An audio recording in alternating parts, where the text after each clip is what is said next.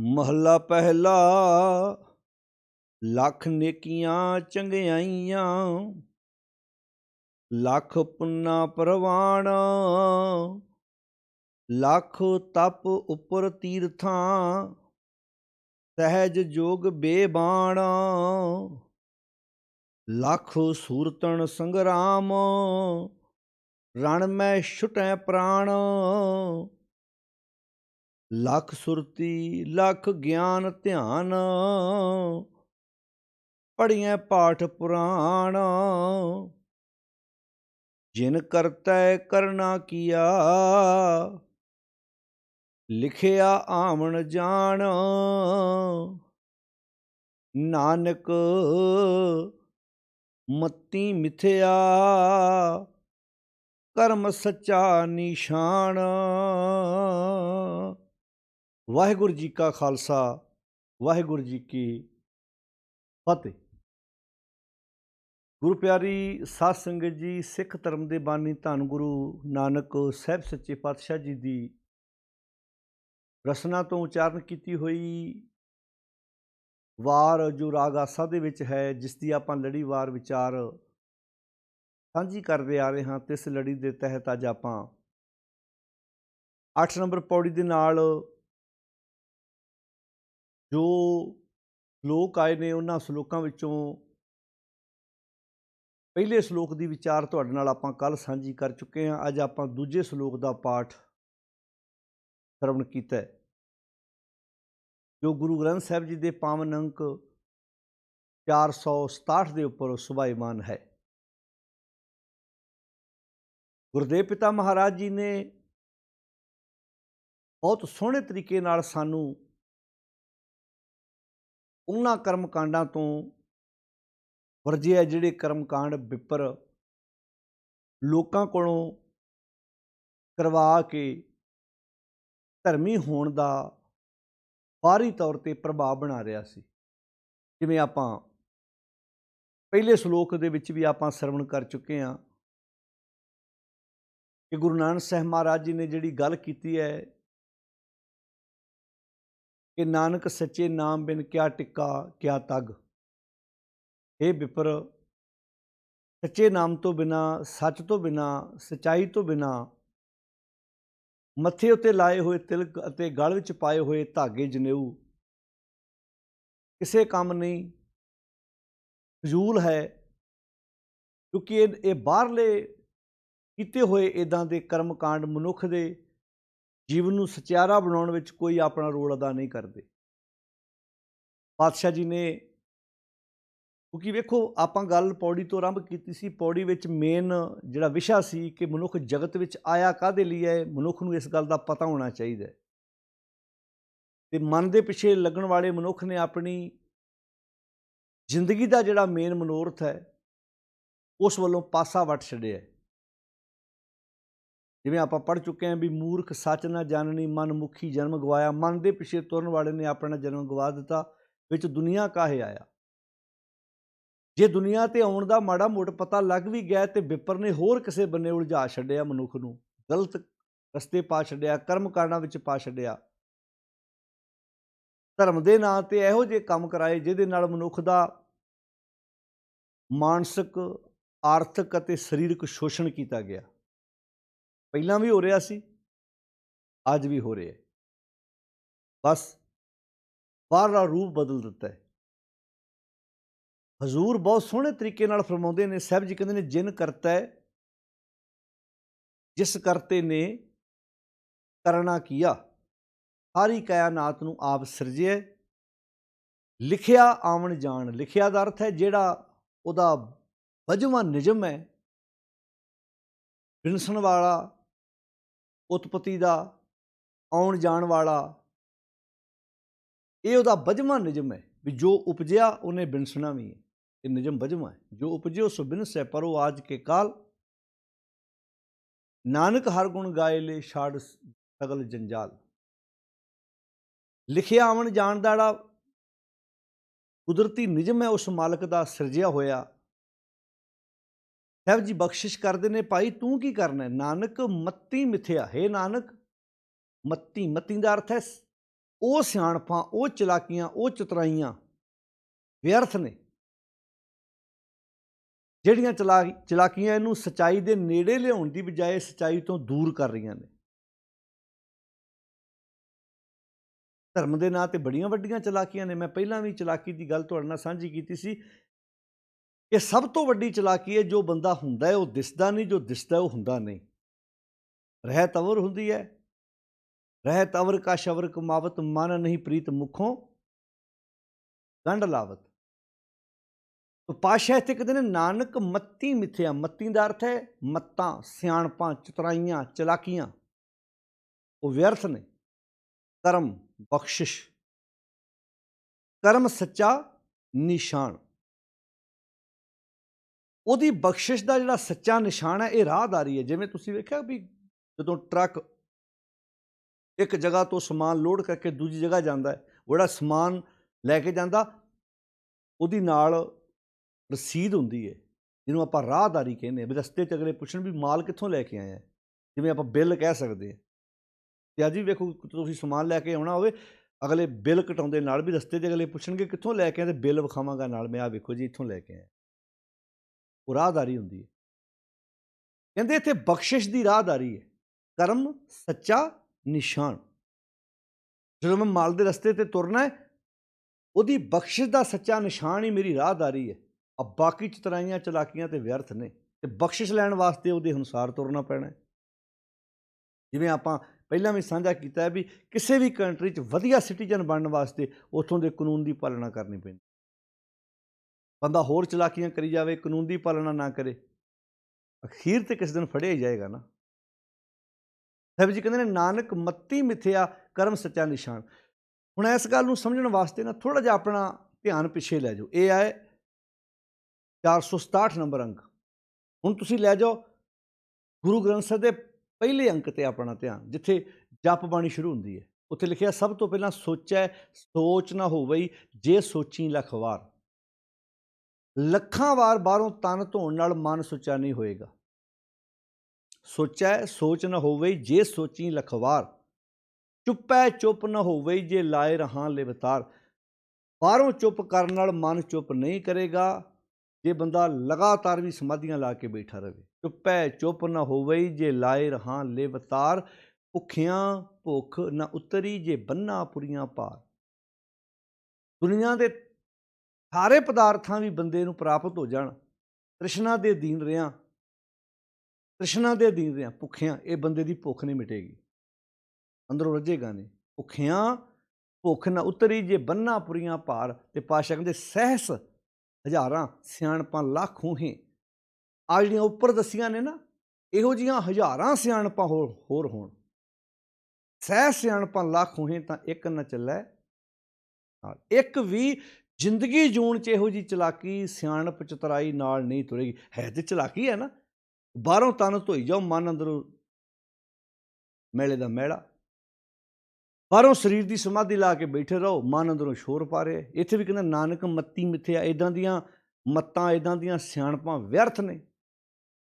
ਮਹਾਰਾਜ ਕਿੱਦਾਂ ਦੀਆਂ? ਇਸ ਲੋਕ 'ਚ ਵੀ ਉਹ ਮੱਤਾਂ ਦੀ ਗੱਲ ਕੀਤੀ ਹੈ। ਆਓ ਹੁਣ ਆਪਾਂ ਇਹ ਵੇਖੀਏ ਕਿਹੜੀਆਂ ਸਿਆਣਪਾਂ ਦਾ ਜ਼ਿਕਰ ਗੁਰੂ ਨਾਨਕ ਸਾਹਿਬ ਜੀ ਨੇ ਇਸ ਸ਼ਲੋਕ ਵਿੱਚ ਕੀਤਾ ਹੈ।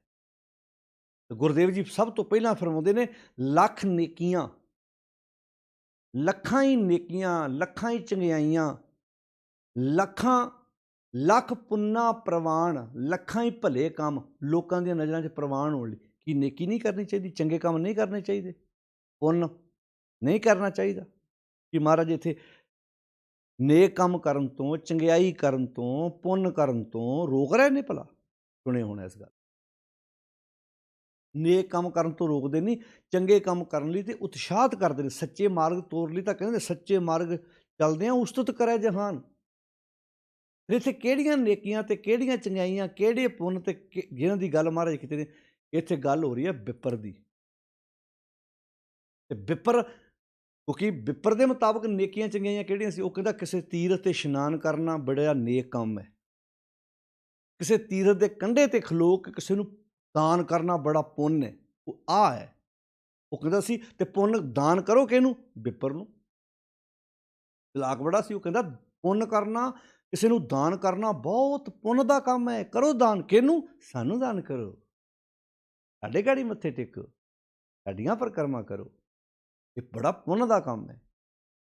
ਇੱਥੇ ਗੱਲ ਧਿਆਨ ਨਾਲ ਸਮਝਣਾ, ਨੇਕ ਕੰਮ ਕਰਨ ਤੋਂ, ਚੰਗੇ ਕੰਮ ਕਰਨ ਤੋਂ, ਪੁੰਨ ਕਰਨ ਤੋਂ ਬਾਣੀ ਰੋਕਦੀ ਨਹੀਂ, ਪਰ ਵਿਪਰ ਦੀ ਨੇਕ ਕੰਮ, ਚੰਗਿਆਈ ਤੇ ਪੁੰਨ ਦੀ ਡੈਫੀਨੇਸ਼ਨ ਵੀ ਆਪਣੀ ਸੀ।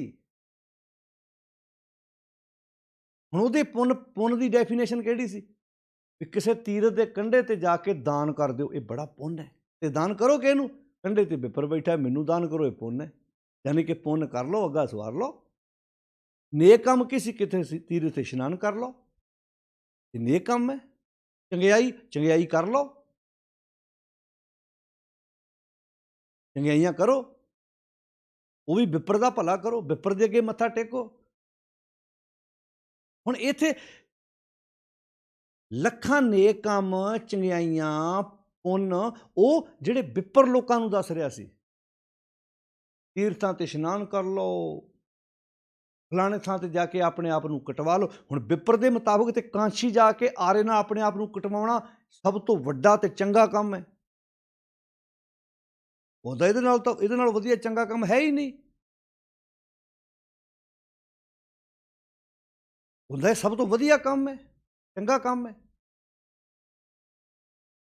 ਪੱਥਰ ਦੇ ਉੱਤੇ ਦੁੱਧ ਪਾਉਣਾ ਉਹਦੇ ਮੁਤਾਬਕ ਚੰਗਾ ਕੰਮ ਹੈ। ਜਿਉਂਦੇ ਨੂੰ ਭਾਵੇਂ ਦੁੱਧ ਪੀਣ ਲਈ ਮਿਲੇ ਨਾ, ਜਨਮ ਦੇਣ ਵਾਲੀ ਮਾਂ ਨੂੰ ਰੋਟੀ ਪੁੱਛੋ ਨਾ, ਗਊ ਮਗਰ ਪੇੜਾ ਚੱਕੀ ਫਿਰੋ, ਉਹਦੇ ਮਗਰ ਉਹਦੀ ਪੂਜਾ ਕਰਦੇ ਫਿਰੋ, ਇਹ ਚੰਗਾ ਕੰਮ ਹੈ। ਇੱਕ ਗੱਲ ਹੋਰ ਖਿਆਲ ਰੱਖਿਓ, ਮੈਂ ਪਿਛਲੇ ਸ਼ਲੋਕ 'ਚ ਵੀ ਟੂਕ ਮਾਤਰ ਗੱਲ ਕੀਤੀ, ਇੱਥੇ ਥੋੜ੍ਹੀ ਜਿਹੀ ਆਪਾਂ ਵਿਸਥਾਰ ਨਾਲ ਗੱਲ ਕਰਦੇ ਹਾਂ ਵੀ ਚੰਗਿਆਈਆਂ, ਨੇਕੀਆਂ, ਪੁੰਨ। ਕੋਈ ਬੱਚਾ, ਕੋਈ ਬੰਦਾ ਤੁਹਾਨੂੰ ਨੰਗੇ ਪੈਰੀ ਤੁਰਦਾ ਨਜ਼ਰ ਆਵੇ, ਬੰਦੇ ਨੂੰ ਤਰਸ ਨਹੀਂ ਆਉਂਦਾ?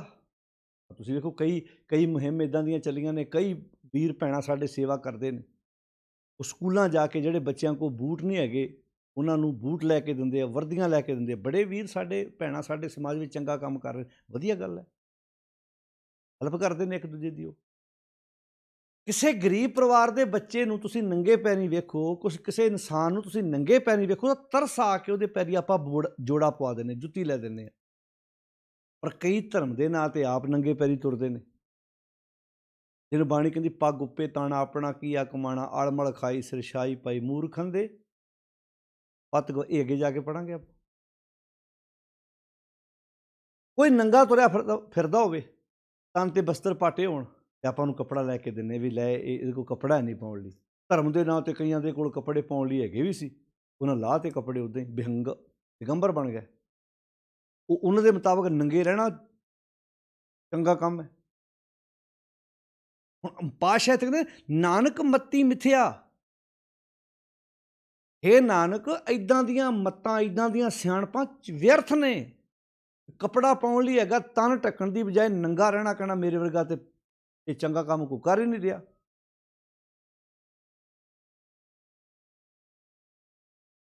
ਤਨ ਦੇ ਉੱਤੇ ਕੱਪੜਾ ਜੇ ਗਰੀਬ ਦੇ ਨਹੀਂ ਹੋਏਗਾ ਉਹਨੂੰ ਪਾਉਣ ਲਈ ਦਿੱਤਾ ਜਾਂਦਾ, ਪਾਲਾ। ਅੱਛਾ ਕਮਾਲ, ਉਹਨੂੰ ਤਰਸ ਦੀ ਪਾਤਰ ਨਾਲ ਵੇਂਦੇ ਆ। ਜਿਹਦੇ ਕੋਲ ਕੱਪੜਾ ਪਾਉਣ ਲਈ ਨਹੀਂ ਹੈਗਾ ਉਹਦੇ ਵੱਲ ਇੰਜ ਵੇਂਦੇ ਆ ਵੀ ਗਰੀਬ ਹੈ, ਵਿਚਾਰਾ ਹੈ, ਜੇ ਕੋਈ ਕੱਪੜਾ ਪਾਉਣ ਲਈ ਹੈ ਨਹੀਂ। ਤੇ ਜਿਹੜੇ ਦਿਗੰਬਰ ਕੱਪੜਾ ਨਹੀਂ ਪਾਉਂਦੇ ਉੱਥੇ ਵਿਚਾਰਾ ਕਹਿੰਦੇ ਆਪਾਂ, ਗਰੀਬ ਕਹਿੰਦੇ ਨਹੀਂ, ਬੜੇ ਪੁੱਗੇ ਹੋਏ ਮਹਾਂਪੁਰਖ, ਤਨ ਤੇ ਕੱਪੜਾ ਹੀ ਨਹੀਂ ਪਾਉਂਦੇ, ਬੜੇ ਪੁੱਗੇ ਹੋਏ ਸਾਧੂ ਨੇ, ਤਨ ਤੇ ਬਸਤਰ ਹੀ ਨਹੀਂ ਪਾਉਂਦੇ, ਬਹੁਤ ਪਹੁੰਚੇ ਹੋਏ ਮਾਂ। ਵੇਖੋ ਕਿੰਨੇ ਨਾਂਗੇ ਸਾਧੂ ਰੋਡਾਂ ਤੇ ਤੁਰੇ ਫਿਰਦੇ ਨੇ। ਉਹ ਕਹਿੰਦੇ ਸੀ ਦਿਗੰਬਰ ਬਣ ਗਏ। ਸਿੱਖੀ ਵਿੱਚ ਇਹੋ ਜਿਹੇ ਅਡੰਬਰ ਨੂੰ ਕੋਈ ਥਾਂ ਨਹੀਂ। ਸਿੱਖੀ ਵਿੱਚ ਇੱਦਾਂ ਦਾ ਕੋਈ ਅਡੰਬਰ ਨਹੀਂ। ਇਸ ਤੋਂ ਸਿੱਧਾ ਕਹਿਤਾ ਵੀ ਜੇ ਨੰਗੇ ਰਿਆਂ ਰੱਬ ਮਿਲਦਾ ਹੁੰਦਾ ਨਾ, ਤੇ ਸਭ ਤੋਂ ਪਹਿਲਾਂ ਪਸ਼ੂਆਂ ਨੂੰ, ਜਾਨਵਰਾਂ ਨੂੰ ਮਿਲ ਜੇ। ਉਹਨਾਂ ਕਿਹੜੀਆਂ ਜੀਨ ਦੀਆਂ ਪੈਂਟਾਂ ਪਾਈਆਂ ਨੇ, ਨੰਗੇ ਤੁਰੇ ਫਿਰਦੇ ਨੇ। ਮਿਲੇ ਜੇ ਤੀਰਥ ਨਹਾਤਿਆਂ ਡੱਡਾਂ 'ਚ ਲਵਾਸੀ। ਜੇ ਤੀਰਥਾਂ 'ਤੇ ਨਹਾਉਣ ਨਾ ਮਿਲਦਾ ਹੁੰਦਾ, ਸਭ ਤੋਂ ਪਹਿਲਾਂ ਡੱਡੂਆਂ ਨੂੰ ਮਿਲਦਾ। ਇਹ ਤੂੰ ਤੇ ਨਹਾ ਕੇ ਆ ਜਾਣਾ, ਡੱਡੂ ਤੇ ਰਹਿੰਦੇ ਉੱਥੇ ਨੇ। ਮਿਲੇ ਜੇ ਤੀਰਥ ਨਹਾਤਿਆਂ, ਭਾਈ ਗੁਰਦਾਸ ਜੀ ਲਿਖਦੇ ਨੇ, ਮਿਲੇ ਜੇ ਤੀਰਥ ਨਹਾਤਿਆਂ ਡੱਡਾਂ 'ਚ ਲਵਾਸੀ, ਵਾਲ ਵਧਾਇਆਂ ਪਾਈਏ ਬੱਟ ਜਟਾਂ ਪਲਾਸੀ। ਅੱਛਾ, ਵੈਸੇ ਕਿਸੇ ਨਿਆਣੇ ਦੀਆਂ ਜੜਾਵਾਂ ਹੋਣ ਨਾ, ਉਹਨੂੰ ਲਵਾਉਣ ਜਾਂਦੇ ਆ, ਕਹਿੰਦੇ ਜੜਾਵਾਂ ਵਾਂ ਕੰਘੀ ਨਹੀਂ ਵਗਦੀ। ਉੱਦਾਂ ਕਿਸੇ ਬਾਬੇ ਦੇ ਸਿਰ ਤੇ ਜੜਾਵਾਂ ਹੋਣ, ਉਹਦੇ ਕੰਘੀ ਵਗਦੀ ਨਹੀਂ। ਉਹਦੇ ਆਪਾਂ ਆਪ ਬਣਾਈਆਂ ਜੜਾਵਾਂ। ਉਹ ਕਹਿੰਦੇ ਪੁੱਗਿਆ ਹੋਇਆ ਬੜਾ ਨੇਕ ਆ ਮੈਂ, ਬਾਬਾ ਜੀ ਬੜੇ ਪਹੁੰਚੇ ਹੋਏ ਨੇ। ਰੱਬ ਜਾਣੇ ਕਿੱਦਾਂ ਸਿਰ ਤੇ ਬੋਝ ਚੱਕੀ ਫਿਰਦੇ। ਵੈਸੇ ਇੱਕ ਸੱਚਾਈ ਇਹੋ ਆ ਵੀ ਤੁਸੀਂ ਹਫ਼ਤੇ 'ਚ ਇੱਕ ਅੱਧੀ ਵਾਰੀ 2 ਵਾਰ ਸਿਰ 'ਚ ਪਾਣੀ ਨਾ ਪਾਓ ਤੇ ਬੰਦੇ ਨੂੰ ਸੁਰਤ ਨਹੀਂ ਆਉਂਦੀ। ਪਰ ਉਹਨਾਂ ਦੇ ਮੁਤਾਬਕ ਇਹ ਬੜਾ ਨੇਕ ਕੰਮ ਹੈ, ਪੁੰਨ ਹੈ। ਤੁਸੀਂ ਵੇਖਿਆ ਕਈ ਨਾਗੇ ਸਾਧੂ ਸਵਾਹ 'ਚ ਲੇਟਦੇ ਨੇ, ਕੰਡਿਆਂ ਵਿੱਚ ਬਹਿ ਕੇ ਤਪ ਕਰਦੇ ਨੇ, ਸਰੀਰ ਨੂੰ ਕਸ਼ਟ ਦਿੰਦੇ ਨੇ। ਸਿੱਖੀ 'ਚ ਵੀ ਇੱਦਾਂ ਦੇ ਬੜੇ ਡੰਬਰ ਨੇ। ਕਿੰਨੇ ਡੇਰੇ ਇਸੇ ਦੇ ਜ਼ੋਰ ਪਾ ਕੇ ਸਥਾਪਿਤ ਹੋਏ। ਬਾਬਾ ਜੀ ਰੇਤ 'ਚ ਤਪ ਕਰਦੇ ਸੀ, ਚਮੜੀ ਰੇਤ ਨਾਲ ਹੀ ਜੁੜ ਜਾਂਦੀ ਸੀ। ਪੰਜਾਬ 'ਚ ਕਿੰਨੇ ਡੇਰੇ ਨੇ ਜਿਨ੍ਹਾਂ ਬਾਰੇ ਤਾਂ ਕਿੱਲ ਕੇ ਸੁਣਾਉਂਦੇ ਨੇ। ਬਾਬਾ ਜੀ ਪੁੱਠੇ ਤਪ ਕਰਦੇ, ਬਾਬਾ ਜੀ ਖਾਲ 'ਚ ਬਹਿ ਕੇ ਤਪ ਕਰਦੇ ਸੀ, ਬਾਬਾ ਜੀ ਪੁੱਠੇ ਲਮਕਦੇ ਸੀ, ਬਾਬਾ ਜੀ ਸਿਰ ਠਾਂ ਕਰ ਲੈਂਦੇ, ਲੱਤਾਂ ਪਾਂ ਕਰ ਲੈਂਦੇ। ਜੇ ਇੱਦਾਂ ਲੱਤਾਂ ਠਾਂ ਕਰਕੇ, ਲੱਤਾਂ ਤਾਂ ਕਰਕੇ, ਸਿਰ ਠਾਂ ਕਰਕੇ ਤਪ ਕਰਨ ਨਾਲ ਰੱਬ ਮਿਲਦਾ ਤੇ ਚਾਮ ਚੜਕ ਤੇ ਗਾਡਰ ਨਾਲ ਪੁੱਠੀ ਲਮਕਦੀ ਹੈ, ਪੁੱਠੀ ਲਮਕਦੀ ਹੈ। ਮਿਲੇ ਜੇ ਤੀਰਥ ਨਹਾਤਿਆਂ, ਲੱਖ ਨੇਕੀਆਂ ਚੰਗਿਆਈਆਂ। ਉਹਨਾਂ ਮੁਤਾਬਕ ਆੜਾ ਤੀਰਥਾਂ 'ਤੇ ਨਹਾਉਣਾ ਨੇਕ ਕੰਮ ਹੈ। ਭਾਈ ਗੁਰਦਾਸ ਜੀ ਕਹਿੰਦੇ ਮਿਲੇ ਜੇ ਤੀਰਥ ਨਹਾਤਿਆਂ, ਡੱਡਾਂ ਜਲਵਾਸੀ ਵਾਲ ਵਧਾਇਆ ਪਾਈਏ। ਵਾਲ ਮੀਨਿੰਗ ਜੜਾਵਾਂ, ਪੱਟ ਜਟਾਂ ਪਲਾਸੀ। ਜੇ ਜੜਾਵਾਂ ਵਧਾਉਣਾ ਰੱਬ ਮਿਲਦਾ, ਸਭ ਤੋਂ ਪਹਿਲਾਂ ਬੋੜ ਨੂੰ ਮਿਲ ਜਾਂਦਾ। ਬੋੜ ਵਰਗੀਆਂ ਜੜਾਵਾਂ ਤੇ ਕਿਸੇ ਦੀਆਂ ਹੈ ਹੀ ਨਹੀਂ, ਐਡੀਆਂ ਲੰਬੀਆਂ ਜੜਾਵਾਂ ਤੇ ਕਿਸੇ ਦੀਆਂ ਹੋਣੀਆਂ ਹੀ ਨਹੀਂ। ਧਰਤੀ ਨਾਲ ਲੱਗਦੀਆਂ ਹੁੰਦੀਆਂ ਜੜਾਵਾਂ ਉਹਦੀਆਂ, ਪੱਟ ਜਟਾਂ ਪਲਾਸੀ। ਤੇ ਅੱਗੇ ਕਹਿੰਦੇ ਨੰਗੇ ਰਹਿਆਂ ਜੇ ਮਿਲੇ ਵਣ ਮਿਰਗੋ ਦਾਸੀ। ਫਿਰ ਤੇ ਜਿਹੜੇ ਮਿਰਗ ਨਹੀਂ ਆ, ਵਣ ਮਿਰਗੋ ਦਾਸੀ। ਤੁਸੀਂ ਜੰਗਲ ਦੀ ਗੱਲ ਛੱਡੋ, ਜਿਹੜੀਆਂ ਘਰਾਂ 'ਚ ਮੱਝਾਂ ਨੇ ਉਹ ਵੀ ਤੇ ਉੱਦਾਂ ਹੀ ਨੇ। ਮੱਝਾਂ ਗਾਵਾਂ ਉੱਦਾਂ ਹੀ ਤੁਰੀਆਂ ਫਿਰਦੀਆਂ। ਬਲਦ, ਗਾਵਾਂ, ਮੱਝਾਂ, ਮਾਲੀ, ਬੱਕਰੀਆਂ, ਬੱਕਰੇ ਜੋ ਵੀ ਆ, ਉਹਨਾਂ ਕਿਹੜੇ ਕੱਪੜੇ ਪਾਏ ਨੇ। ਜੇ ਨੰਗੇ ਰਹਿਣ ਨਾਲ ਰੱਬ ਮਿਲਦਾ ਤੇ ਸਭ ਤੋਂ ਪਹਿਲਾਂ ਤਾਂ ਇਹਨਾਂ ਨੂੰ ਮਿਲ ਜਾਂਦਾ। ਨੰਗੇ ਰਹਿ ਜੇ ਮਿਲੇ ਵਣ ਮਿਰਗ ਉਦਾਸੀ, ਜੇ ਪਾਈਏ ਚੁੱਪ ਕੀਤਿਆਂ। ਜੇ ਚੁੱਪ ਕੀਤਿਆਂ ਮਿਲਦਾ, ਬਾਬਾ ਜੀ ਮੁੰਨੀ ਨੇ, ਬਾਬਾ ਜੀ ਤੇ ਬੋਲਦੇ ਹੀ ਨਹੀਂ। ਬਾਬਾ ਜੀ ਤੇ 40 ਦਿਨ ਦਾ ਮੌਨ ਵਰਤ ਰੱਖਿਆ। ਜੇ ਪਾਈਏ ਚੁੱਪ ਕੀਤਿਆਂ ਬੱਟ ਜਟਾਂ ਪਲਾਸੀ। ਆ ਦਰਖਤ ਕਿਹੜੇ ਬੋਲਦੇ ਆ? ਆ ਦਰਖਤ ਬੋਲਦੇ ਆ? ਦਰਖਤ ਚੁੱਪ ਹੀ ਨੇ, ਇਹ ਬੋਲਦੇ ਨੇ ਕਿਤੇ। ਬਿਨ ਗੁਰਮੁਖਤ ਨਾ ਹੋਵੇ ਗੁਰ ਮਿਲੇ ਖਲਾਸੀ। ਗੁਰੂ ਤੋਂ ਬਿਨਾਂ ਕਰਮ ਸੱਚਾ ਨਿਸ਼ਾਨ। ਮਨਮੁਖ ਆਪਣੀ ਜ਼ਿੰਦਗੀ ਨੂੰ ਕਿੱਦਾਂ ਵਿਅਰਥ ਗਵਾਉਂਦਾ ਹੈ। ਮੂਰਖ ਸੱਚ ਨਾ ਜਾਣਨੀ, ਮਨਮੁਖੀ ਜਨਮ ਗਵਾਇਆ। ਇੱਦਾਂ ਜਨਮ ਗਵਾਉਂਦਾ ਆਪਣਾ, ਮਨ ਦੇ ਪਿੱਛੇ ਤੁਰਨ ਵਾਲਾ ਬੰਦਾ। ਇੱਕ ਤਾਂ ਨਸ਼ਿਆਂ 'ਚ ਪੈ ਕੇ ਜ਼ਿੰਦਗੀ ਤਬਾਹ ਕਰਦਾ। ਆਹ ਨਸ਼ਿਆਂ ਨੂੰ ਭੈੜੇ ਨੇ ਬੰਦੇ ਜਿਹੜੇ ਧਰਮ ਦੇ ਨਾਂ 'ਤੇ ਕਮ ਸੇ ਕਮ ਨਸ਼ੇੜੀ ਮੱਥਾ ਤੇ ਨਹੀਂ ਟਿਕਾਉਂਦਾ ਕਿਸੇ ਕੋਲੋਂ। ਉਹ ਕਹਿੰਦਾ ਪੀਣਾ ਠੀਕ ਹੈ, ਪੀਣਾ ਬਸ, ਭਾਵੇਂ ਉਹ ਹੈ ਤੇ ਗਲਤੀ ਹੈ, ਪਰ ਇਹ ਤਾਂ ਜ਼ਿਆਦਾ ਖਤਰਨਾਕ ਆ। ਆਪਣੇ ਆਪ ਉਹ ਚੰਗੇ ਕੰਮ ਕਰ ਰਿਹਾ, ਪਰ ਲੋਕਾਂ 'ਤੇ ਬੋਝ ਕਿੱਡਾ ਵੱਡਾ ਹੈ। ਬੋਝ ਕਿੱਡਾ ਵੱਡਾ ਹੈ। ਲੋਕਾਂ ਨੂੰ ਚੰਗੇ ਕੰਮ ਦੀ ਪ੍ਰੇਰਨਾ ਦੇਣ ਵਾਲੇ, ਆਪ ਆਪਣੇ ਹੱਥੀਂ ਗਿਲਾਸ ਫੜ ਕੇ ਵੀ ਪਾਣੀ ਪੀਣ ਨੂੰ ਤਿਆਰ ਨਹੀਂ। ਕਿੱਡਾ ਵੱਡਾ ਬੋਝ ਹੈ। ਪਾਤਸ਼ਾਹ ਇੱਥੇ ਕਹਿੰਦੇ ਲੱਖ ਨੇਕੀਆਂ ਚੰਗਿਆਈਆਂ। ਹੁਣ ਇਹਦਾ ਅਰਥ ਇਹ ਨਾ ਲੈ ਲਿਓ ਵੀ ਨੇਕ ਕੰਮ ਕਰਨ ਤੋਂ ਬਾਣੀ ਰੋਕਦੀ। ਬਾਣੀ ਤੇ ਨੇਕ ਕੰਮ ਕਰਨ ਤੋਂ ਰੋਕਦੀ ਹੈ, ਪਰ ਫਰਕ ਹੁੰਦਾ ਹੈ ਨਾ। ਇੱਕ ਬੰਦਾ ਨੇਕ ਕੰਮ ਇਸ ਕਰਕੇ ਕਰਦਾ ਹੈ ਕਿ ਲੋਕਾਂ 'ਚ ਮੇਰੀ ਚਰਚਾ ਹੋਵੇ। ਇੱਕ ਕੰਮ ਨੇਕ ਇਸ ਕਰਕੇ ਕਰਦਾ, ਉਹਦਾ ਚਰਚਾ ਵੱਲ ਕੋਈ ਧਿਆਨ ਨਹੀਂ। ਉਹ ਕਹਿੰਦਾ ਨੇਕ ਕੰਮ ਕਰੀ ਜਾਣਾ। ਆਪਣੇ ਆਪ ਦੁਨੀਆ ਦੇ ਵਿੱਚ ਲੋਕ ਕਹਿੰਦੇ ਬੜਾ ਵਧੀਆ ਕੰਮ ਹੈ। ਹੁਣ ਭਗਤ ਪੂਰਨ ਸਿੰਘ ਵਰਗੇ ਬੰਦੇ, ਉਹਨਾਂ ਕਿਤੇ ਇਹ ਕੰਮ ਇਸ ਕਰਕੇ ਥੋੜ੍ਹਾ ਆਰੰਭ ਕੀਤਾ ਸੀ ਵੀ ਲੋਕ ਉਹਨਾਂ ਦੀ ਸੋਭਾ ਕਰਨ। ਉਹ ਕੰਮ ਕਰੀ ਗਏ, ਉਹਨਾਂ ਦੇ ਕੰਮ ਹੀ ਉਹਨਾਂ ਦੀ ਸੋਭਾ ਬਣ ਗਏ।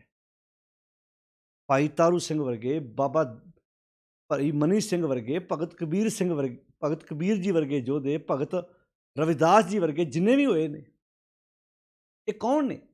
ਜਿਨ੍ਹਾਂ ਦਾ ਟਾਰਗੇਟ ਦੁਨੀਆ 'ਤੇ ਮਸ਼ਹੂਰ ਹੋਣਾ ਨਹੀਂ ਸੀ, ਉਹਦਾ ਟਾਰਗੇਟ ਸਮਾਜ ਵਿੱਚ ਚੰਗੇ ਕੰਮ।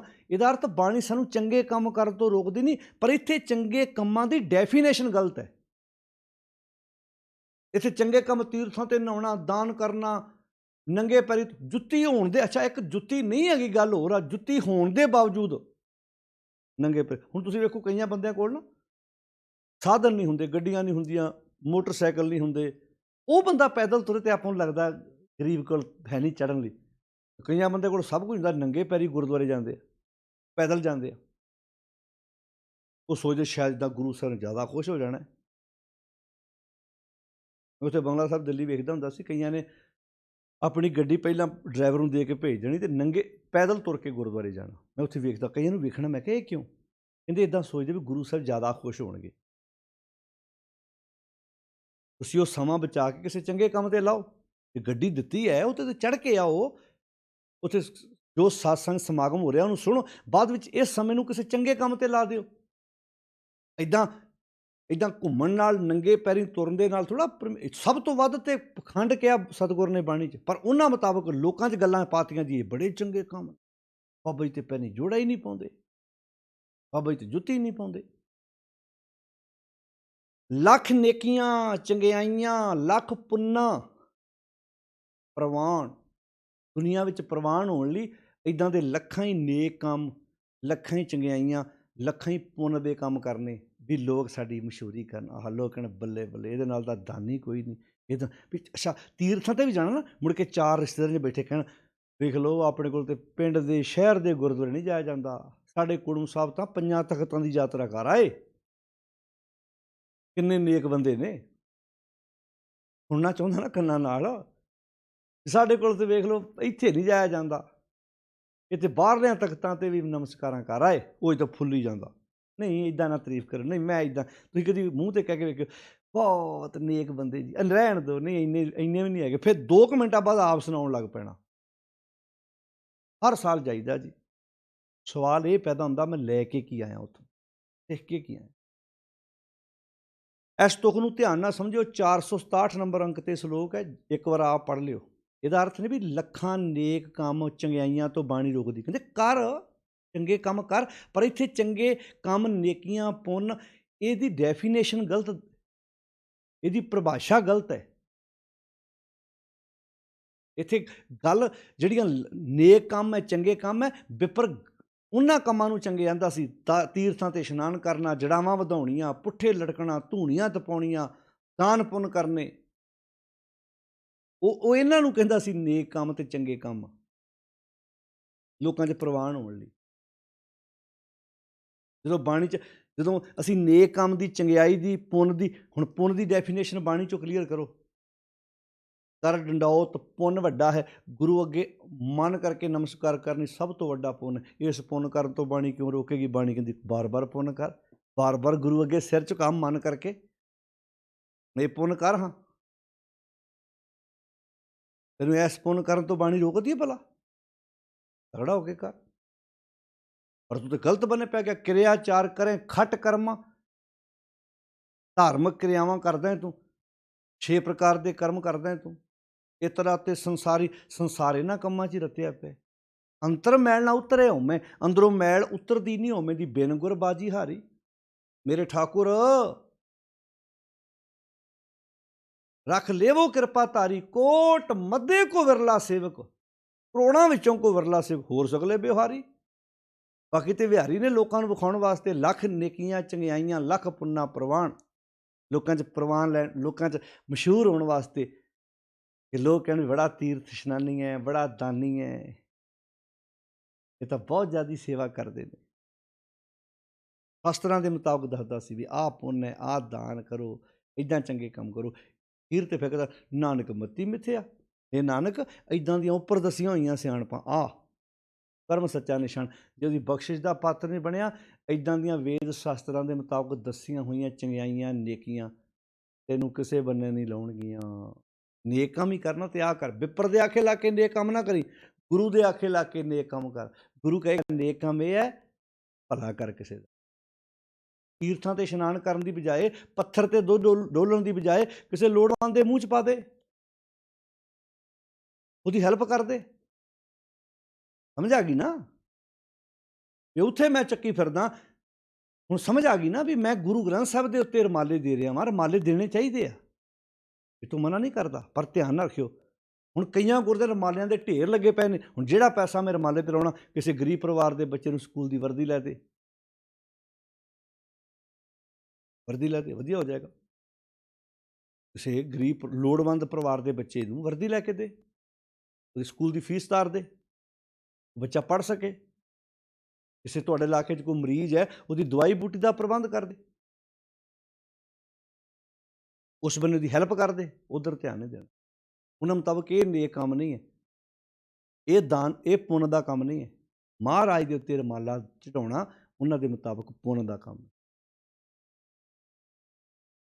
ਰੁਮਾਲਿਆਂ ਦੇ ਢੇਰ ਲੱਗੇ ਪਏ ਨੇ, ਕਿਉਂਕਿ ਗੁਰਦੁਆਰੇ 'ਚ ਵੇਖ ਲਓ, ਕਮੇਟੀਆਂ ਦੇ ਮੈਂਬਰ ਵੀ ਤਾਂ ਸੁਣਦੇ ਨੇ, ਵੇਖ ਲਓ ਗੁਰਦੁਆਰਿਆਂ 'ਚ ਕਿੰਨੇ ਰੁਮਾਲੇ ਪਏ ਨੇ। ਉਹ ਪੈਸਾ ਤੁਸੀਂ ਕਿਸੇ ਦੀ ਹੈਲਪ ਕਰ ਦਿਓ, ਕਿਸੇ ਲੋੜਵੰਦ ਦੀ ਮਦਦ ਕਰ ਦਿਓ, ਪਰ ਉਸ ਬੰਨੇ ਧਿਆਨ ਨਹੀਂ ਦੇਣਾ ਹੁਣ, ਕਿਉਂਕਿ ਉਹਨਾਂ ਦੇ ਮੁਤਾਬਕ ਇਹ ਪੁੰਨ ਦਾ ਕੰਮ ਨਹੀਂ। ਤੋ ਖੈਰ, ਲੱਖ ਨੇਕੀਆਂ ਚੰਗਿਆਈਆਂ, ਲੱਖ ਪੁੰਨਾ ਪ੍ਰਵਾਨ, ਲੱਖ ਤਪ ਉੱਪਰ ਤੀਰਥਾਂ, ਲੱਖਾਂ ਹੀ ਤਪ ਉੱਪਰ ਤੀਰਥਾਂ, ਤੀਰਥਾਂ ਦੇ ਉੱਪਰ ਜਾ ਕੇ ਲੱਖਾਂ ਹੀ ਤਪ ਕਰਨੇ ਜਾ ਕੇ, ਆਹ ਹੈ ਉਹਨਾਂ ਮੁਤਾਬਕ ਨੇਕ ਕੰਮ। ਆ ਗਈ ਨਾ ਗੱਲ, ਕਲੀਅਰ ਹੋ ਗਈ। ਥੱਲੇ ਉੱਪਰ ਜਿਹੜੀ ਗੱਲ ਕਰ ਥੱਲੇ ਆ ਗਈ ਨਾਲ ਹੀ। ਮਹਾਰਾਜ ਨੇ ਤੇ ਮੋਤੀ ਪਰੋਏ ਨੇ ਸਾਧ ਸੰਗਤ, ਆਹ ਭਾਰ ਲਾਇਆ ਸੀ ਉੱਤੇ, ਕਿਹਾ ਲੱਖ ਨੇਕੀਆਂ ਚੰਗਿਆਈਆਂ, ਲੱਖ ਪੁੰਨਾ ਪ੍ਰਵਾਨ, ਲੱਖ ਤਪ ਉੱਪਰ ਤੀਰਥਾਂ, ਲੱਖ ਤਪ ਉੱਪਰ ਤੀਰਥਾਂ, ਉੱਪਰ ਤੀਰਥਾਂ, ਤੀਰਥਾਂ ਦੇ ਉੱਪਰ ਜਾ ਕੇ ਲੱਖਾਂ ਹੀ ਤਪ ਕਰਨੇ। ਤੁਸੀਂ ਵੇਖੋ ਕਿੱਦਾਂ ਤਪ ਕਰਦੇ। ਮੈਂ ਇੱਕ ਦਿਨ ਇੰਟਰਨੈਟ 'ਤੇ ਵੇਖ ਰਿਹਾ ਸੀ, ਇੱਕ ਬਾਬਾ ਕੰਡਿਆਂ ਦੇ ਵਿੱਚ ਨਾ ਇੱਦਾਂ ਸਵਾਹ ਮਲ ਕੇ ਬੈਠਾ ਹੈ। ਤੇ ਉਹਨੂੰ TV ਵਾਲਾ ਪੁੱਛ ਰਿਹਾ ਸੀ, ਜਿਹੜਾ ਉਹਦਾ ਪੱਤਰਕਾਰ ਇੰਟਰਵਿਊ ਲੈਣ ਜਾ ਰਿਹਾ, ਕਹਿੰਦਾ ਵੀ ਤੁਸੀਂ ਕਿੰਨੀ ਦੇਰ ਇੱਥੇ ਬੈਠੋਗੇ? ਕਹਿੰਦਾ ਸ਼ਾਮ ਤੱਕ। ਸਵੇਰ ਤੋਂ ਲੈ ਕੇ ਸ਼ਾਮ। ਕਹਿੰਦਾ ਕੰਡੇ ਨਹੀਂ ਚੁੱਭਦੇ? ਗਾੜੀਆਂ ਬੇਸ਼ਰਮ ਜਿਹਾ ਹੋ ਗਿਆ, ਕਹਿੰਦਾ ਚੁੱਭਦੇ ਆ, ਪਰ ਲੋਕਾਂ ਦੀ ਚਰਚਾ ਵੀ ਤਾਂ ਨਾ ਵੀ ਕਿਆ ਪੁੱਗੇ ਹੋਏ। ਅੱਛਾ, ਉੱਦਾਂ ਕਿਸੇ ਦੇ ਪੈਰ 'ਚ ਕੰਡਾ ਵੱਜੇ ਤੇ ਬੰਦਾ ਕਢਾਉਂਦਾ, ਉਹ ਕੰਡਿਆਂ ਉੱਤੇ ਲੇਟਿਆ ਵੇਖੋ। ਹੁਣ ਉਹਨਾਂ ਮੁਤਾਬਕ ਤੇ ਇੱਦਾਂ ਦੇ ਦਾਨ ਪੁੰਨ ਵੀ ਹੈਗੇ ਇੱਥੇ, ਪੁੰਨ ਕਰਦੇ ਲੋਕਾਂ ਵਿੱਚ ਵੀ ਭਲਾ ਕਰਦੇ, ਬੱਲੇ ਬੱਲੇ ਬਾਬਾ ਜੀ ਇਹਨੇ। ਹੁਣ ਆਹ ਹੈ ਲੱਖ ਤਪ ਉੱਪਰ ਤੀਰਥਾਂ, ਸਹਿਜ ਜੋਗ, ਸਹਿਜ ਇਹਦਾ ਸੁਰਤ ਟਿਕਾਉਣੀ, ਜੋਗ ਬੇਬਾਨ, ਕਾਂਤਵਸ ਹੋ ਕੇ ਜੰਗਲਾਂ ਵਿੱਚ ਜਾ ਕੇ, ਉਹਨਾਂ ਮੁਤਾਬਕ ਆਹ ਨੇਕ ਕੰਮ ਹੈ। ਸਮਾਧੀਆਂ ਲਾਉਣੀਆਂ, ਜੋਗ ਮਤ ਵਾਂਗੂ ਉੱਠੇ ਸਿੱਧੇ ਲਮਕਣਾ, ਲੱਖ ਤਪ ਉੱਪਰ ਤੀਰਥਾਂ, ਸਹਿਜ ਜੋਗ ਬੇਬਾਨ। ਭਗਤ ਨਾਮਦੇਵ ਜੀ ਨੇ ਬਹੁਤ ਪਿਆਰਾ ਬਚਨ ਕਿਹਾ ਸੀ, ਬਨਾਰਸੀ ਤਪ ਕਰੇ ਉਲਟ, ਬਨਾਰਸੀ ਤਪ ਕਰੇ ਉਲਟ। ਬਨਾਰਸੀ ਬਨਾਰਸ ਤੇ ਜਾ ਕੇ ਤਪ ਕਰੇ ਉਲਟ, ਉਲਟਾ ਹੋ ਕੇ ਤਪ ਕਰਦਾ ਸੀ। ਅੱਛਾ, ਤਪ ਤੇ ਕਰਨਾ ਉਲਟਾ ਹੋ ਕੇ ਕਰਨਾ, ਇੱਦਾਂ ਸਿਰ ਠਾਂ ਕਰ ਲੈਣਾ, ਲੱਤਾਂ ਤਾਂ ਕਰ ਲੈਣੀਆਂ, ਪੁੱਠੇ ਲਮਕਣਾ। ਤੁਸੀਂ ਵੇਖਿਆ ਕਿੱਦਾਂ ਦੇ, ਇੱਦਾਂ ਕਿੱਦਾਂ ਨਾਗੇ ਸਾਧੂ ਕੋ ਕਿਸ ਤਰ੍ਹਾਂ ਪੁੱਠਾ ਲਮਕਿਆ, ਕੋ ਕਿਸ ਤਰ੍ਹਾਂ ਪੁੱਠਾ ਲਮਕਿਆ। ਭਗਤ ਨਾਮਦੇਵ ਜੀ ਕਹਿੰਦੇ ਬਨਾਰਸੀ ਤਪ ਕਰੇ ਉਲਟ, ਤੀਰਥ ਮਰੈ, ਤੀਰਥਾਂ ਉੱਤੇ ਜਾ ਕੇ ਆਪਣੇ ਆਪ ਨੂੰ ਮਾਰਨਾ, ਭਾਵ ਆਪਣੇ ਆਪ ਨੂੰ ਕਸ਼ਟ ਦੇਣਾ। ਅਗਰ ਹੁੰਦਾ ਹੈ ਆਪਣੇ ਆਪ ਨੂੰ ਅੱਗ ਵਿੱਚ ਸਾੜਨਾ। ਕਾਇਆ ਕਲਪ ਕੀਜੈ, ਆਪਣੀ ਕਾਇਆ ਨੂੰ ਲੰਬਾ ਟਾਈਮ ਦੁਨੀਆ 'ਤੇ ਰੱਖਣ ਵਾਸਤੇ ਕਈ ਪ੍ਰਕਾਰ ਦੇ ਕਿਰਿਆਵਾਂ ਸਾਧਣੀਆਂ। ਤੇ ਅਸਮੇਧ ਜਾਗ ਕੀਜੈ, ਅਸ ਕਹਿੰਦੇ ਘੋੜੇ ਨੂੰ, ਅਸਮੇਧ ਜਾਗ ਕਰਨਾ, ਜਿਸ 'ਚ ਘੋੜੇ ਨੂੰ ਵੱਢਿਆ ਜਾਂਦਾ ਸੀ, ਦਾਨ ਕੀਤਾ ਜਾਂਦਾ ਸੀ। ਅਸਮੇਧ ਜਾਗ ਕੀਜੈ, ਸੋਨਾ ਗਰਭ ਦਾਨ ਦੀਜੈ, ਸੋਨੇ ਨੂੰ ਲੁਕੋ ਕੇ ਦਾਨ ਕਰਨਾ। ਇੱਦਾਂ ਅਸਮੇਧ ਜਾਗ, ਘੋੜੇ ਦੀ ਬਲੀ ਦਿੱਤੀ ਜਾਂਦੀ ਸੀ। ਅਸਮੇਧ ਜਾਗ ਕੀਜੈ, ਸੋਨਾ ਗਰਭ ਦਾਨ ਦੀਜੈ। ਪਰ ਕਹਿੰਦੇ ਰਾਮ ਨਾਮ ਸਰ ਤਉ ਨਾ ਪੁਜੈ, ਨਾਨਕ ਮਤੀ ਮਿਥਿਆ ਕਰਮ ਸੱਚਾ ਨਿਸ਼ਾਨ। ਰਾਮ ਨਾਮ ਸਰ ਤਉ ਨਾ ਪੁਜੈ, ਰਾਮ ਦੇ ਨਾਮ ਦਾ ਮੁਕਾਬਲਾ ਭਗਤ ਨਾਮਦੇਵ ਜੀ ਕਹਿੰਦੇ ਥੋੜਾ ਕਰ ਲਵੇਗਾ ਉਹਦਾ ਮੁਕਾਬਲਾ, ਕਿਉਂਕਿ ਨਾਨਕ ਸੱਚੇ ਨਾਮ ਬਿਨ ਘਟ ਕਾ ਕਿਆ ਤੱਕ। ਇਸ ਕਰਕੇ ਭਗਤ ਨਾਮਦੇਵ ਜੀ ਕਹਿੰਦੇ ਛੋੜ ਛੋੜ ਰੇ ਪਖੰਡੀ ਮਨ। ਉਹ ਪਖੰਡੀਆ ਮਨ ਹੈ ਤਾਂ ਪਖੰਡੀ ਹੈ ਨਾ, ਮਨ ਥੋੜਾ ਮੰਨਦਾ ਕੰਡੇ ਤੇ ਲੰਮਾ ਪੈਣ ਨੂੰ। ਪਰ ਮਨ ਕਹਿੰਦਾ ਨਹੀਂ ਨਹੀਂ, ਮਨ ਨਹੀਂ ਮੰਨਦਾ, ਪਰ ਮਨ ਉਹਨੂੰ ਕਹਿੰਦਾ ਵੇਖ ਜੇ ਸੋਭਾ ਕਰਾਉਣੀ ਤੇ ਕੰਡੇ ਤੇ ਲੰਮਾ ਪੈ ਜਾ। ਭੁੱਖ ਤਾਂ ਲੱਗੀ ਹੁੰਦੀ ਨਾ। ਹੁਣ ਜਿਹੜੇ ਬੰਦੇ ਆ ਮਰਨ ਵਰਤੇ ਆ, ਜਿਹੜੇ ਆ ਵਰਤ ਰੱਖਦੇ ਆ, ਭੁੱਖ ਤਾਂ ਲੱਗਦੀ ਆ। ਹੁਣ ਜਿਹੜੀਆਂ ਔਰਤਾਂ ਪਤੀ ਦੀ ਲੰਬੀ ਉਮਰ ਲਈ ਵਰਤ ਰੱਖਦੀਆਂ, ਤੁਸੀਂ ਕੀ ਸੋਚਦੇ ਉਹਨੂੰ ਭੁੱਖ ਨਹੀਂ ਲੱਗਦੀ? ਲਾਗੇ ਬਾਕੀ ਸਾਰਾ ਟੱਬਰ ਜਦੋਂ ਐ ਮੂੰਹ ਮਾਰ ਮਾਰ ਖਾਈ ਜਾਂਦਾ, ਜਾਨ ਤੇ ਉਹਨਾਂ ਦੀ ਨਿਕਲ ਰਹੀ ਹੁੰਦੀ ਆ। ਪਤੀ ਕਈ ਵਾਰੀ ਵਿਖਾ ਵਿਖਾ ਕੇ ਖਾਂਦਾ ਪਤਨੀ ਨੂੰ, ਤੇ ਮਨ 'ਚ ਸੋਚਦੀ ਵੀ ਸਿਆਪਾ ਤਾਂ ਤੇਰੇ ਹੀ ਕਰ ਰਹੀ ਮੈਂ, ਦਿਲ ਤੇ ਮੇਰਾ ਬੜਾ ਕਰਦਾ, ਪਰ ਮੈਨੂੰ ਇਹ ਆ ਵੀ ਜੇ ਮੈਂ ਖਾ ਲਿਆ ਤੇਰਾ ਪਟਾਕਾ ਪੈ ਜਾਣਾ। ਉਹਨਾਂ ਭੋਲੀ ਨੂੰ ਇਹ ਨਹੀਂ ਪਤਾ ਵੀ ਇੱਦਾਂ ਭੁੱਖੇ ਰਹਿਣ ਨਾਲ ਪਤੀਆਂ ਦੀਆਂ ਲੰਬੀਆਂ ਉਮਰਾਂ ਨਹੀਂ ਹੁੰਦੀਆਂ। ਹਿੰਦੂ ਪਰਿਵਾਰਾਂ ਦੀਆਂ ਔਰਤਾਂ ਵਰਤ ਰੱਖਦੀਆਂ ਸਾਡੀਆਂ ਧੀਆਂ ਭੈਣਾਂ ਵੀ ਇਸ ਬੰਨੇ ਤੁਰ ਪਈਆਂ। ਵੇਖਿਓ ਕਿਤੇ ਵਰਤਾਂ ਵਾਲੇ ਦਿਨ ਕਿੱਦਾਂ ਲੈਣਾ 'ਚ ਲੱਗੀਆਂ ਹੁੰਦੀਆਂ। ਜਿਨ੍ਹਾਂ ਦੇ ਪਤੀ ਘਰ ਦਾ ਸਮਾਨ ਵੇਚ ਵੇਚ ਕੇ ਨਸ਼ੇ ਕਰਕੇ, ਉਹਨਾਂ ਦੀਆਂ ਪਤਨੀਆਂ ਵੀ ਭੁੱਖੀਆਂ ਬੈਠੀਆਂ ਉਦੋਂ ਸਾਰਾ।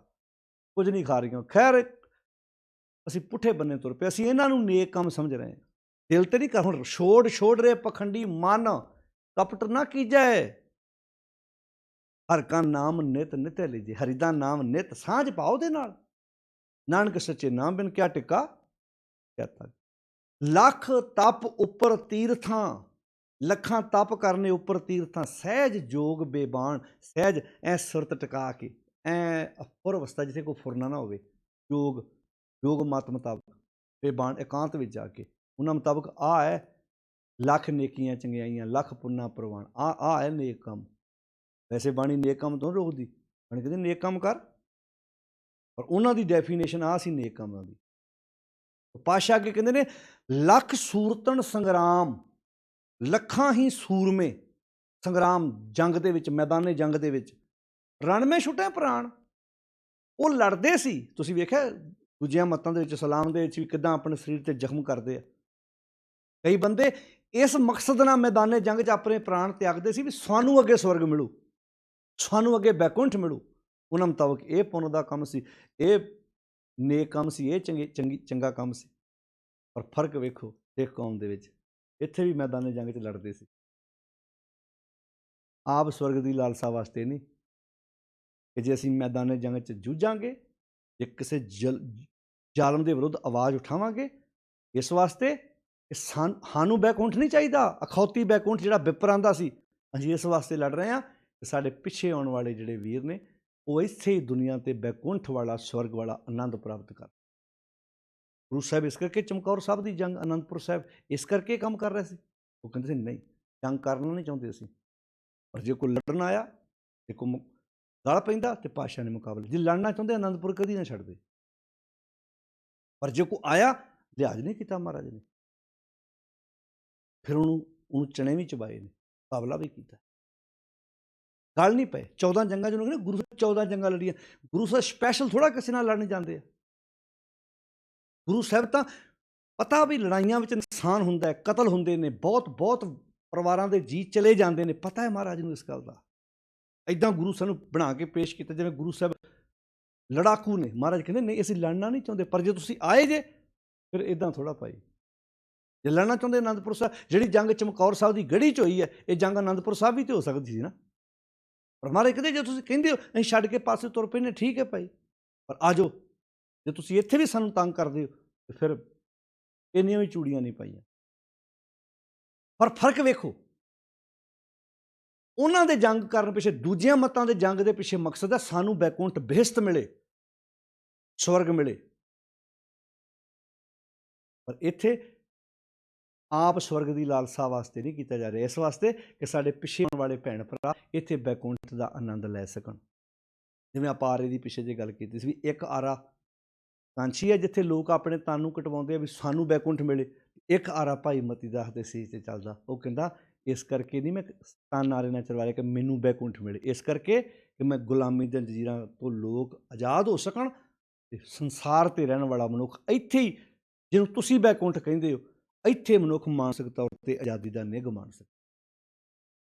ਹੁਣ ਇਹਨਾਂ ਮੁਤਾਬਕ ਆਹ ਲੱਖ ਨੇਕੀਆਂ ਚੰਗਿਆਈਆਂ, ਲੱਖ ਪੁੰਨਾ ਪ੍ਰਵਾਨ, ਲੱਖ ਸੂਰਤਣ ਸੰਗਰਾਮ, ਲੱਖ ਰਣਮੈ ਛੁੱਟੇ ਪ੍ਰਾਣ, ਲੱਖ ਸੁਰਤੀ, ਲੱਖਾਂ ਹੀ ਧਿਆਨ ਲਾਉਣ ਵਾਲੇ, ਲੱਖਾਂ ਤਰੀਕਿਆਂ ਨਾਲ ਧਿਆਨ ਲਾਉਣ ਵਾਲੇ, ਲੱਖ ਸੁਰਤੀ, ਲੱਖ ਗਿਆਨ ਧਿਆਨ, ਲੱਖਾਂ ਤਰੀਕਿਆਂ ਦੇ ਗਿਆਨ ਧਿਆਨ ਤੇ ਪੜ੍ਹੀਆਂ ਪਾਠ ਪੁਰਾਣ, ਪੁਰਾਣਾਂ ਦੇ ਪਾਠ ਕਰਨੇ, ਉਹਨਾਂ ਮੁਤਾਬਕ ਇਹ ਨੇਕ ਕੰਮ ਹੈ।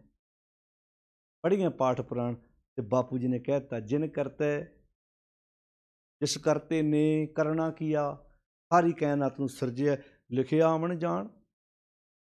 ਉਹਨੇ ਆਪਣਾ 52ਵਾਂ ਨਿਯਮ ਲਿਖ ਦਿੱਤਾ, ਸਾਰਿਆਂ 'ਤੇ ਇੱਕੋ ਜਿਹਾ ਬਰਾਬਰ ਲਾਗੂ ਹੈ।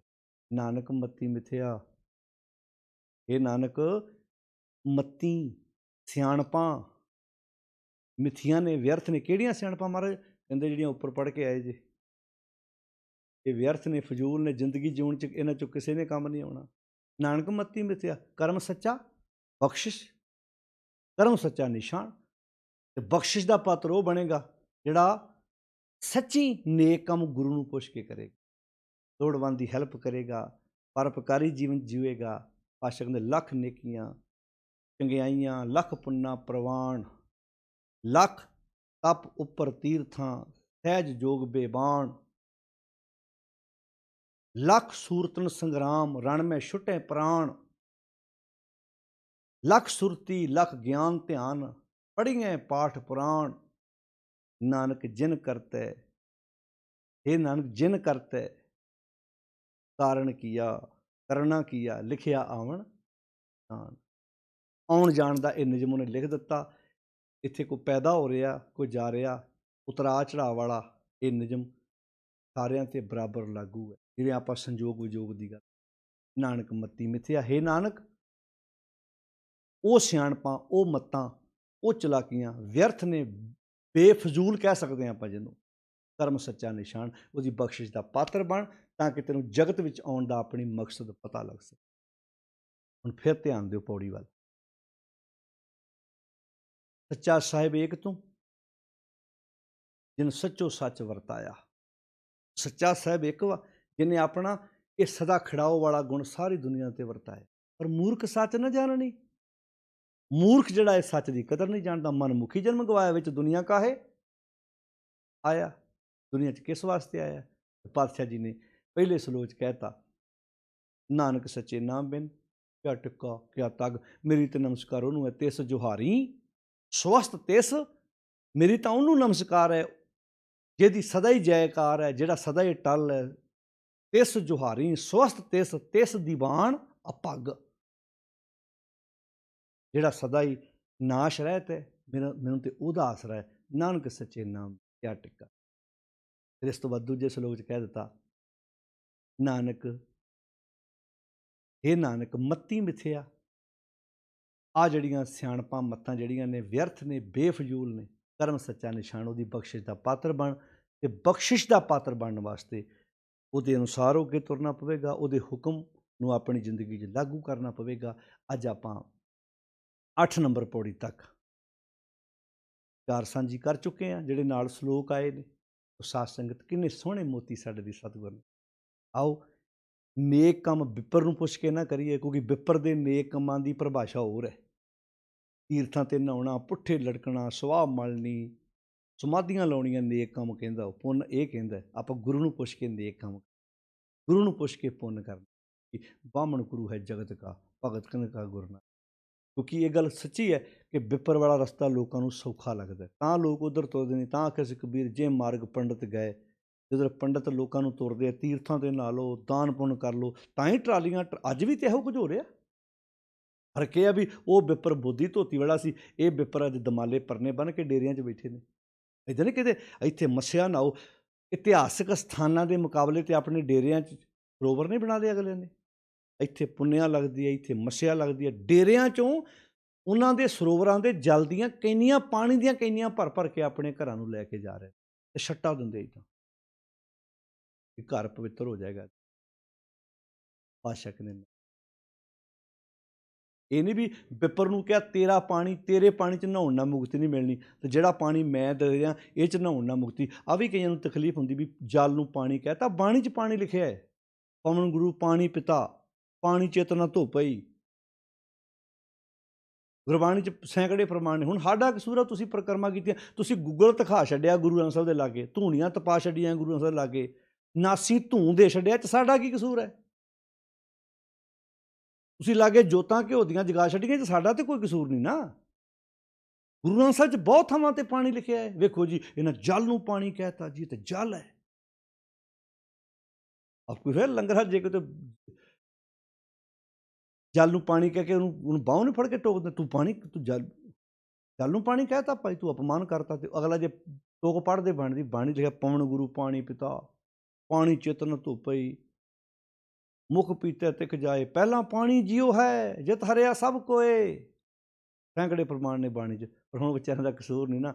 ਉਹਨਾਂ ਬਾਬਿਆਂ ਦੇ ਕਛਹਿਰੇ ਧੋਣ ਤੋਂ ਬਿਨਾਂ, ਬਾਬਿਆਂ ਦੇ ਤੀਰ ਚੁੱਕਣ ਤੋਂ ਬਿਨਾਂ, ਬਾਬਿਆਂ ਦੇ ਤੌਲੀਏ ਚੁੱਕਣ ਤੋਂ ਬਿਨਾਂ, ਬਾਬਿਆਂ ਦੀਆਂ ਪਰਿਕਰਮਾ ਕਰਨ ਤੋਂ ਬਿਨਾਂ, ਬਾਬਿਆਂ ਦੀਆਂ ਖੜਾਵਾਂ ਸਾਫ਼ ਕਰਨ ਤੋਂ ਬਿਨਾਂ, ਬਾਬਿਆਂ ਦੀਆਂ ਟੋਇਲਟ ਸੀਟਾਂ ਦੇ ਅੱਗੇ ਮੱਥਾ ਟੇਕਣ ਤੋਂ ਬਿਨਾਂ ਵਿਚਾਰਿਆਂ ਨੇ ਹੋਰ ਕੁਝ। ਤਰਸ ਕਰੋ,